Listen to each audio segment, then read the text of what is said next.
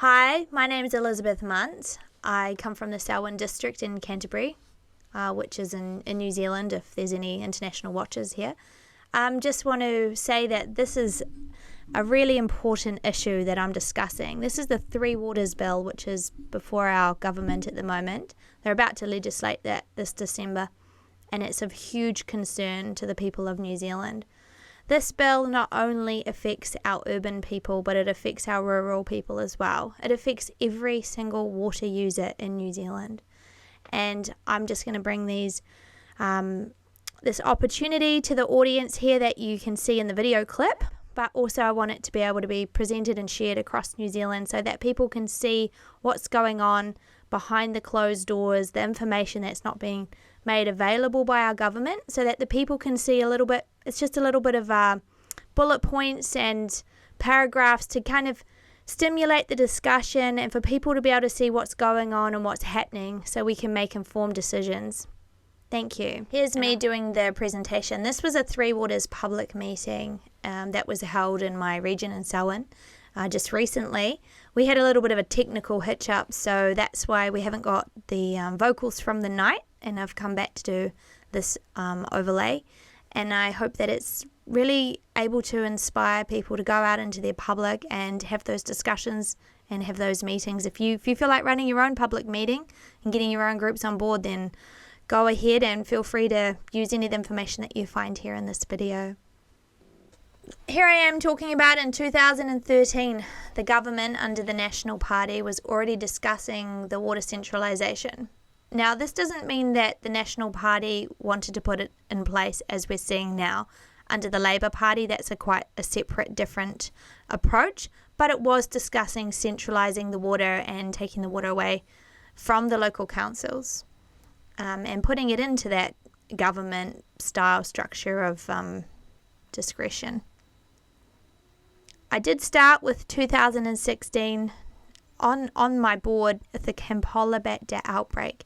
Now, the Campylobacter outbreak was the number one reason why this current government is pushing Three Waters ahead. They're stating that because of that one outbreak that happened in 2016 in Havelock North that made a number of people sick, around the 500 mark, they're basically stating that due to that, all the water across the entire country needs to be under their control to make sure that these things don't happen in the future.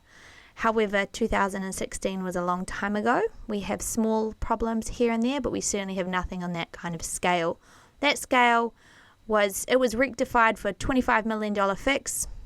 And also something of note that I learned today was that actually it was the small water bores in the district that got the people through, because the large one that was run by the council at that time was the one with the outbreak.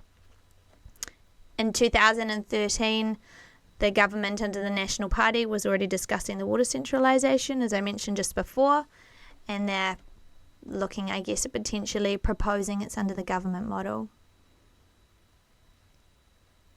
I then go on to discuss 2015, LGNZ. LGNZ stands for Local Government New Zealand. They did a report, and the report was very interesting. They came back stating that no major changes are needed, that we are doing pretty well. Our councils are doing a great job. The water there's nothing of huge concern here.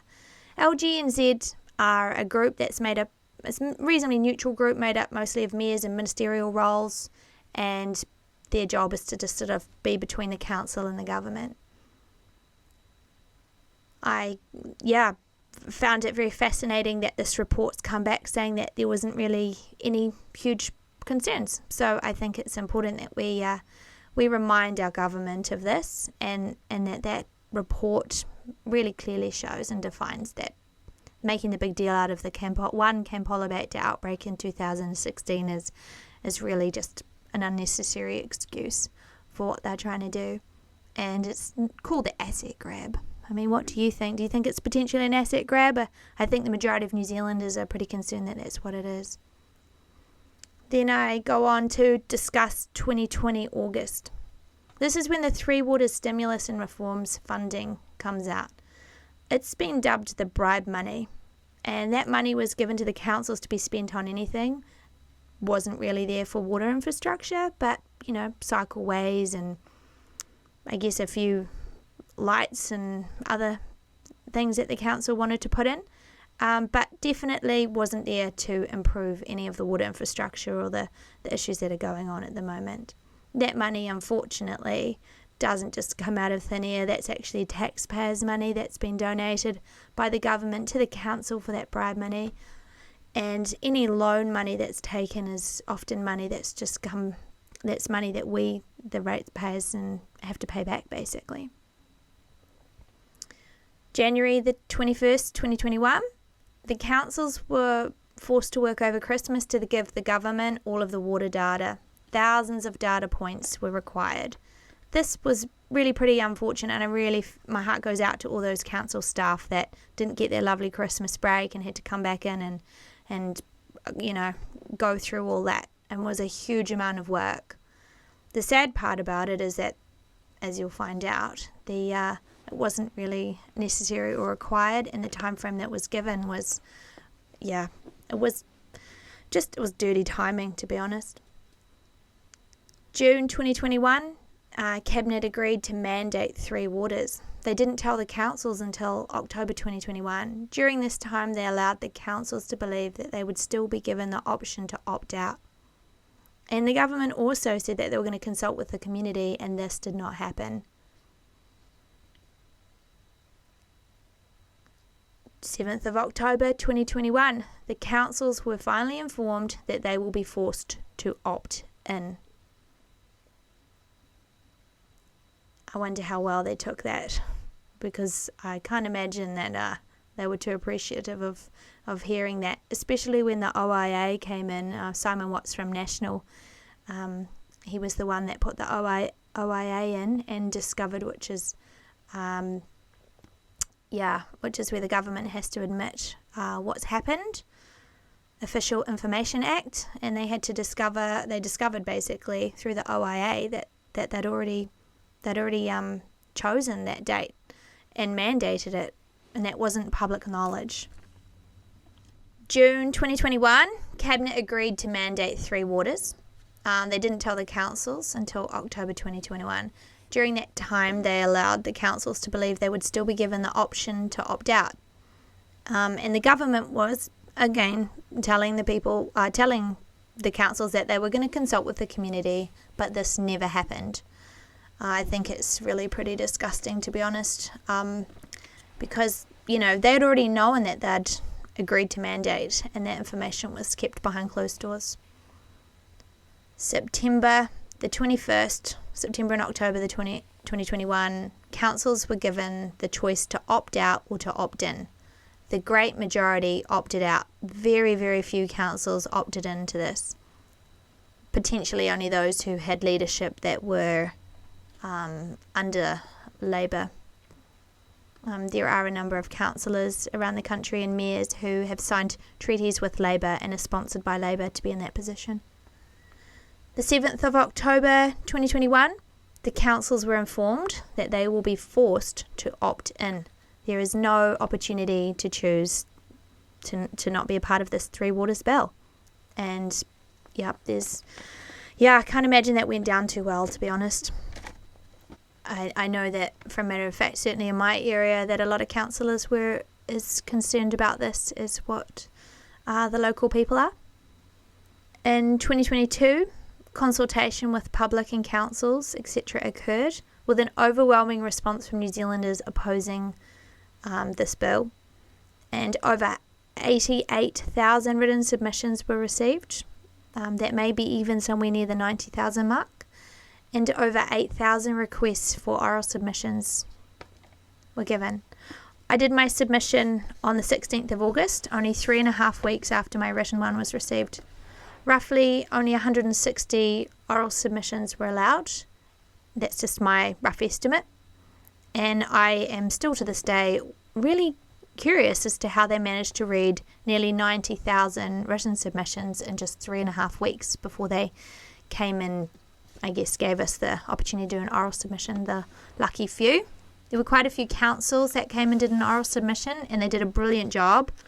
they stated some fantastic facts and figures, just really showcasing how inept the information was that was coming through from the government and how off they were with their budgeting and their financial disclosures.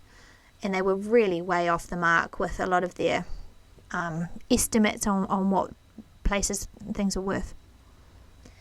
On the July 2022, the $500 million Better Off funding was given to councils. This comes from our money, which is taxpayers' money. It is a quarter of the $2 billion total fund. The remaining money is coming from the new water entity, which will be borrowing it from overseas, and the water users / ratepayers will be paying back this debt. I think some of us are already struggling with our rates bills. I certainly know that I pay mine off weekly now, and it's definitely probably one of my biggest bills. And I hate to think what it's going to be going forward if the Three Waters goes through, because we're not going to see a rates reduction. It's basically taking the money away that the councils receive from any gain they receive from having the waters is removed, and so the Three Waters entities will also be rating us for our water charges as well as our normal rates. 2023, September / October. Many promising election promises are being made already by opposition parties. The question is, once the structure is in place, especially the extra borrowing for the rushed chlorination and fluoridation facilities, and potentially the borrowing with the 3 entities being set up, which are huge costs to the ratepayers, how likely is it that they will be able to go back and just dissolve everything that's been built up and put into this structure? We can only hope and pray that we're actually able to go back if this is pushed through. But I really hope that our voice in New Zealand is heard and we're able to push back enough to say, stop this, we don't want this. And there's absolutely no way that we're going to be paying for our water. This water belongs to the people. We've paid for those assets, but water should never be something that's, it should be a politically neutral thing. July 2024, the new water services entities are to begin fully operating.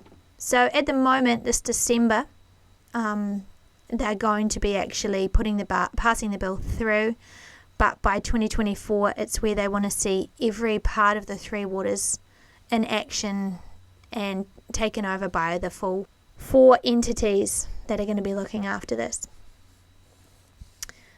The $1.5 billion payout will only be received once this point is reached. The September 2015 paper by LGNZ had a thorough look at our water infrastructure. A co-regulatory model was given as an option, where the government set the rules and the councils would choose the best delivery options. Councils differ in their approach to maintenance. Quote, some replace assets based on age, while others wait until assets start to fail, while others utilise the full life of an asset by careful monitoring.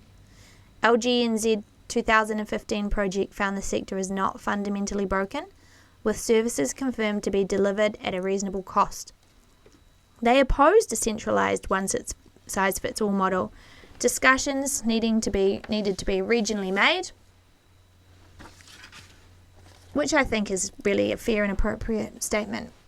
This current Three Waters bill is actually only one of 4 bills. I'm actually a little bit confused about which bill is which, because I keep hearing different things from different people. So the other day, Nanai talked about it being the first of 4.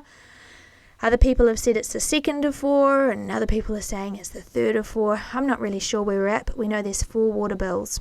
We've seen quite a few things change recently, so it's definitely all a very confusing step. There was another bill that's just gone on recently, and it was called the Water Services Act 2021, and that's really touched the rural communities in a big way. It commenced in November 2021 as part of the Three Waters reform, and it will be fully enforced over the next 7 years. That bill has a great effect on our rural community, and it particularly targets individual well owners, smaller councils and maraes. There will be an appointed compliance officer who can legally enter your property without the owner's permission at any time. And he will check, your compliance with that bill and whatever is in place at the time.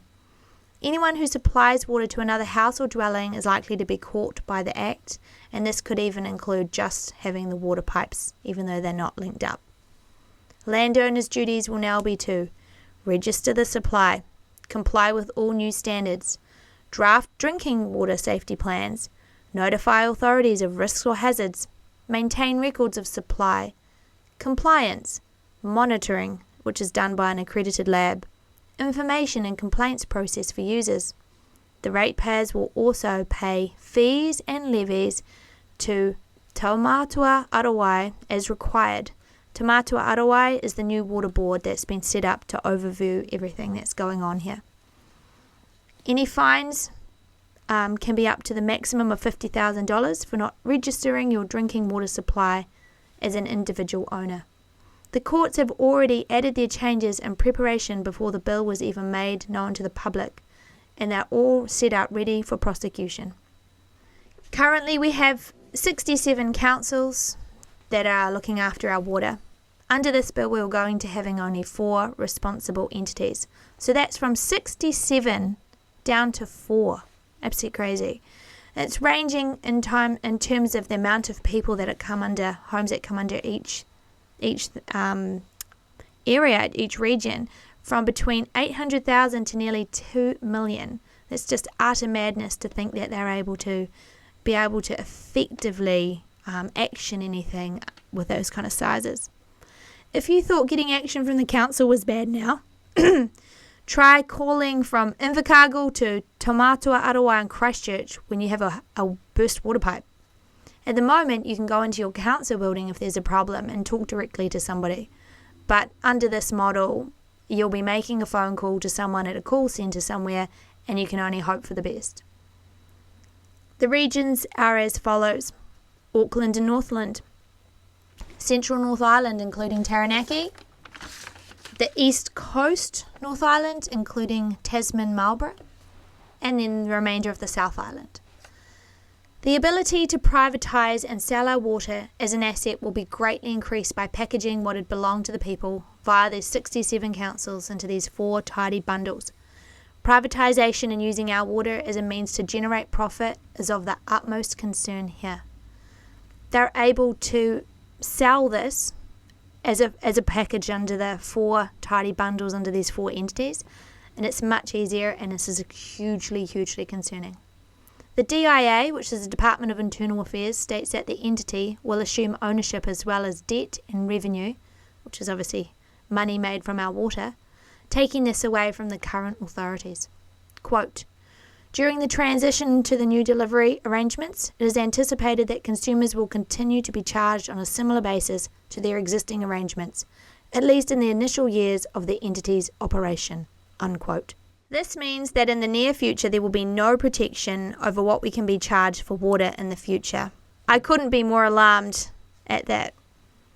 Groundswell, a farmers' movement, have stated that many people will no longer be able to afford water structures for compliance, as the compliance requirements are unobtainable. This will greatly affect not only our drinking supplies, but also greatly impact New Zealand's total food security. The government wants to undercut the true cost of the assets. They have structured the bill so that it leaves the name of ownership with councils, but in reality this is entirely untrue. The definition of ownership implies benefits, and in reality councils will have none. Mahuta's claims are false, misleading and deceptive. If it were under the Public Works Act, the government could be taken to court for multiple times stating misleading and dishonest comments about ownership, therefore committing a criminal offence. And because we will have our water governed by 6 iwi and 6 appointed councillors over 4 regions, we will be stuck with any dysfunction or corruption. Currently, our model allows us to vote to replace any ineffective councillors and start again, and we are able to attend all council meetings which are public and request to have our say democratically. I won't go into the details, but the government's account of finances, of both what assets are worth and what they anticipate spending, are proven to be thoroughly wrong on multiple counts by councils, analysis groups, etc. A global trend which has become increasingly alarming is that water is now considered the new oil and is now being traded. A quote from the article, The New Water Barons, Wall Street mega banks are buying up the world's water. Quote, The second disturbing trend is that while the new water barons are buying up water all over the world, governments are moving fast to limit citizens' ability to become water self-sufficient. Ordinary citizen Gary Harrington was convicted and put in prison for 30 days for collecting rainwater on his roof in Oregon, USA. A little bit scary. In conclusion, the Three Waters Bill is effectively an asset grab which leaves all New Zealanders in a very vulnerable position going forward. Our basic right to free, available water is being taken from us. From the outset, nothing has been beneficial in either of the two water bills, and none of them have been an advantage to our country. There has been undercurrents of deception and false promises. I personally have no faith in our authorities to engage with the people and remove this bill willingly. I see nothing in these bills which benefit everyday Kiwis. But lastly, I want to leave you all here with hope, not despair. United we stand, divided we fall. May we have the courage and strength to unite and be heard, and to assist one another in good faith to choose what is right. I will finish with a favourite saying: what is legal may not necessarily be moral, and what is moral may not necessarily be legal. Thank you.